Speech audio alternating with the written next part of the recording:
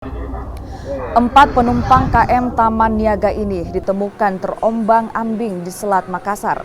Para penumpang diselamatkan Dharma Ferry 3 yang kebetulan melintas dan bertolak dari Pelabuhan Parepare menuju Kalimantan. KM Taman Niaga tenggelam usai diterjang cuaca buruk di Selat Makassar. Kapal dihantam ombak di Selat Makassar dalam perjalanan dari Banjarmasin menuju Kabupaten Pangkep, Sulawesi Selatan.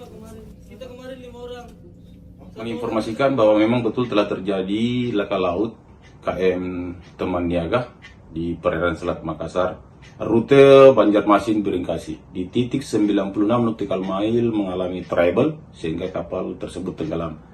Dan pada saat ini teman-teman dari Banjarmasin, Basarnas Banjarmasin melakukan pencarian beberapa ABK, 11 yang belum ditemukan, sehingga menggunakan KN SAR Laksmana 241 yang dimiliki oleh Basarnas Banjarmasin.